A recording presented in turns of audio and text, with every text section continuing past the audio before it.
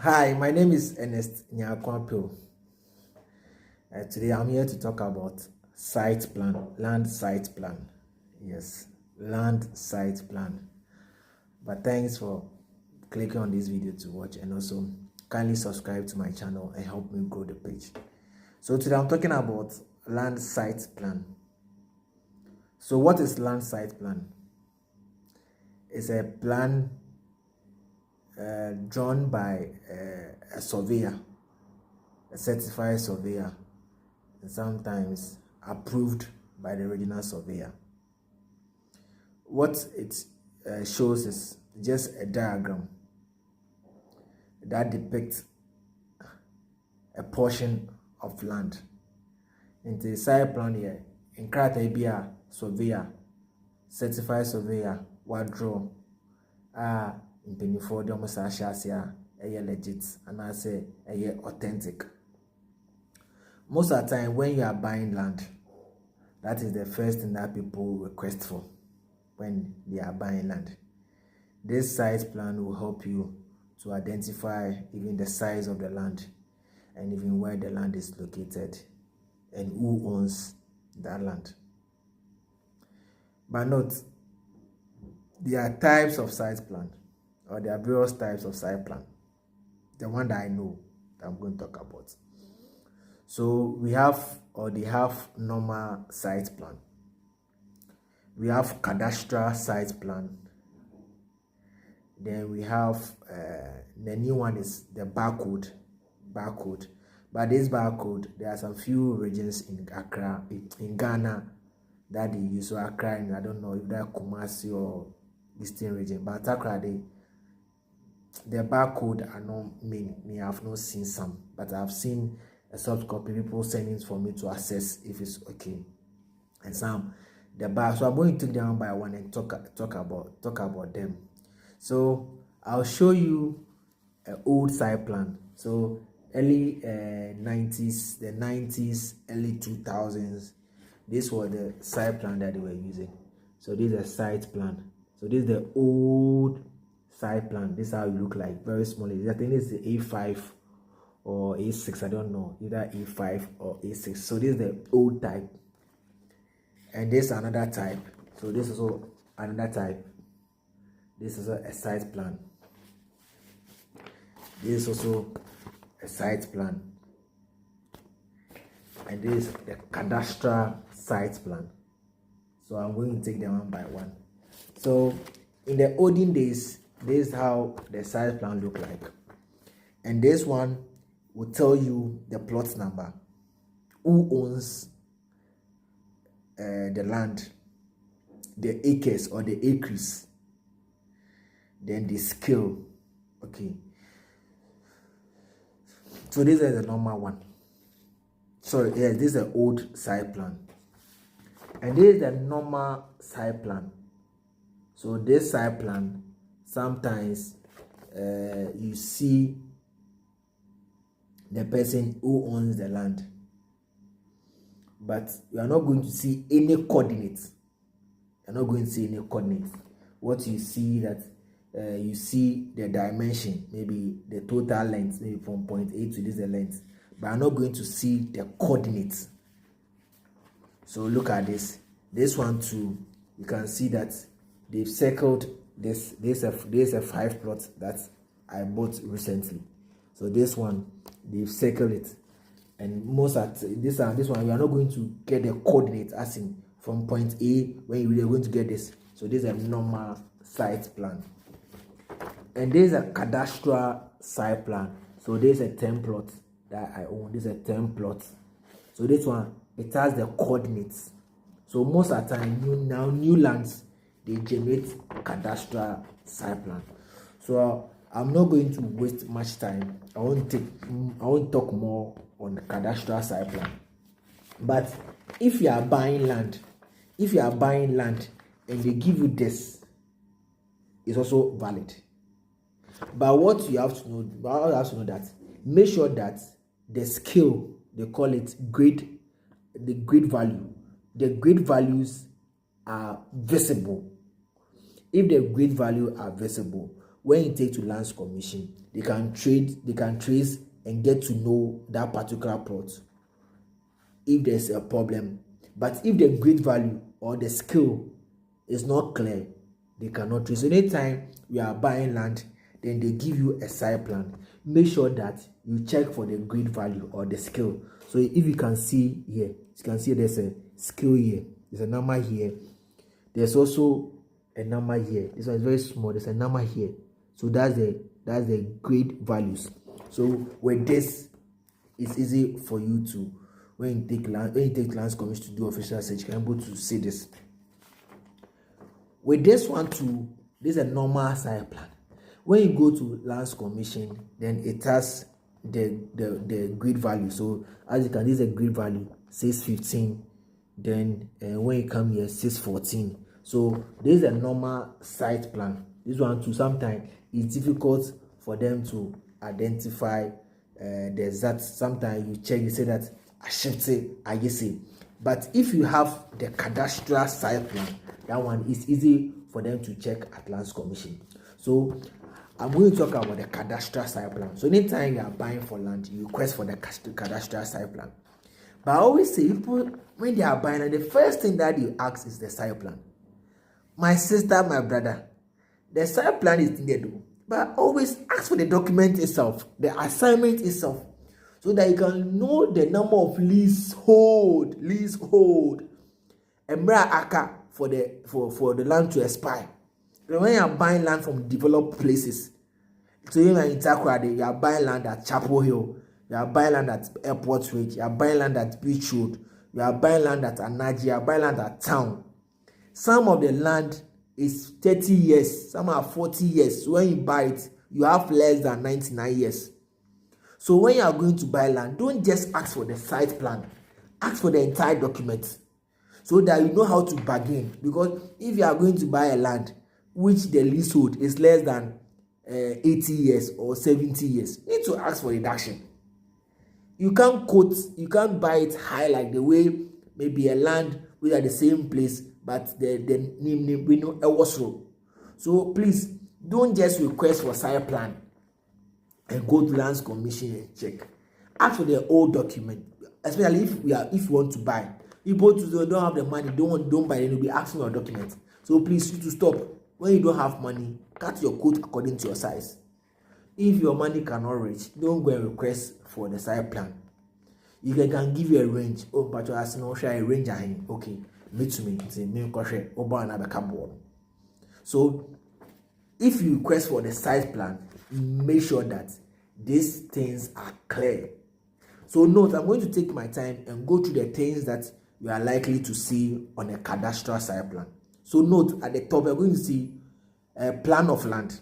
So plan of land, then 4. So the 4 is the person who owns the land. So here I have Ernest Nyakwampu.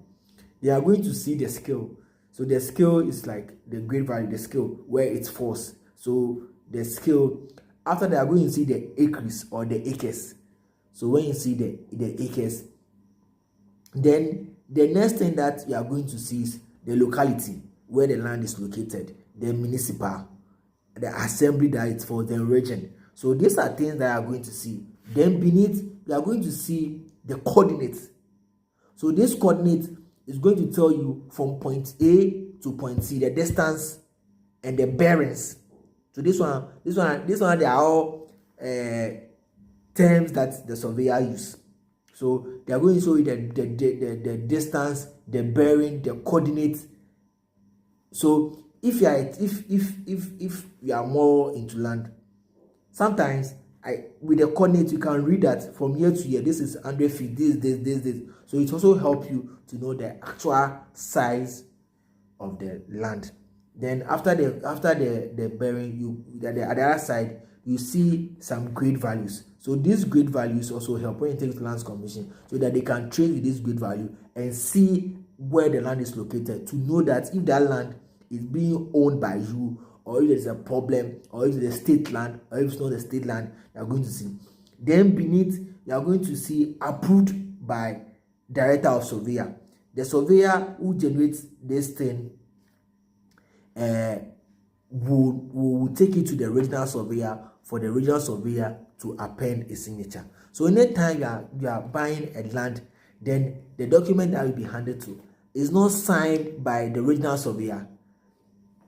I'm not saying that it's not authentic, but the likelihood that it's not authentic is high. So make sure that if you are buying a land, ask for the certified signed site plan.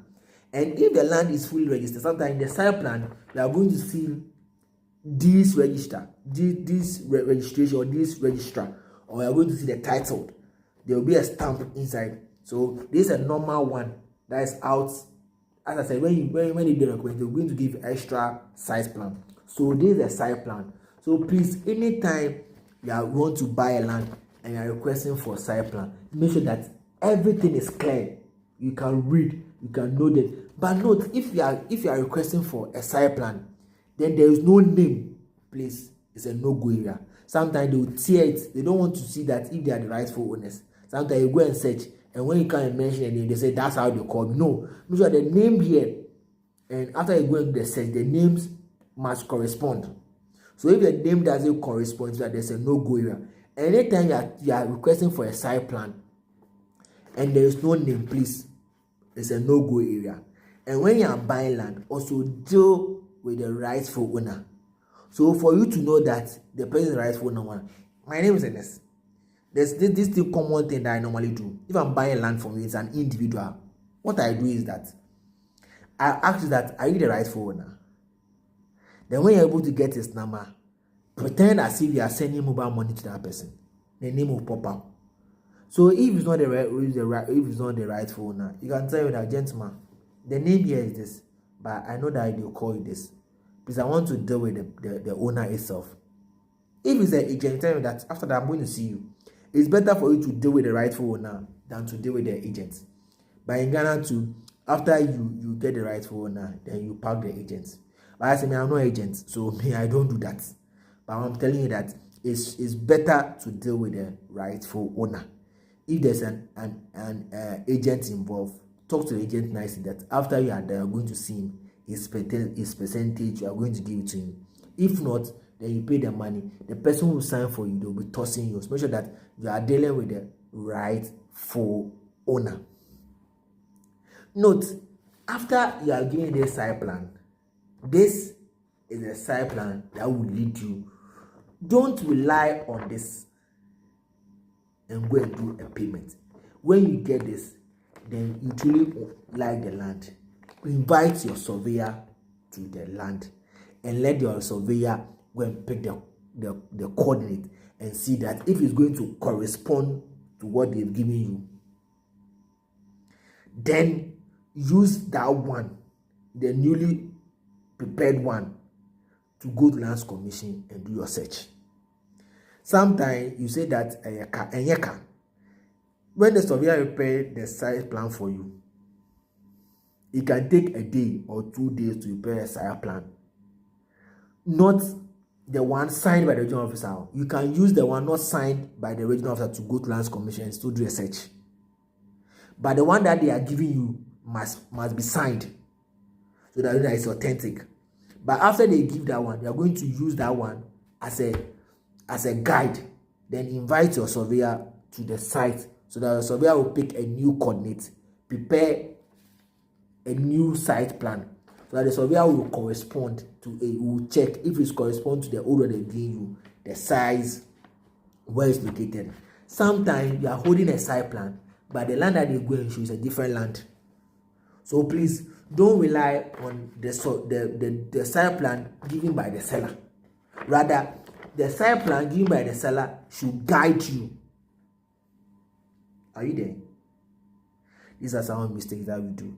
Sometimes you buy a land, you register everything. Later, when there's litigation, you prove that that land that you bought, that's not where it's located, but you have a document. So please, don't rely on the site plan alone. After you give the site plan, get a surveyor to the place.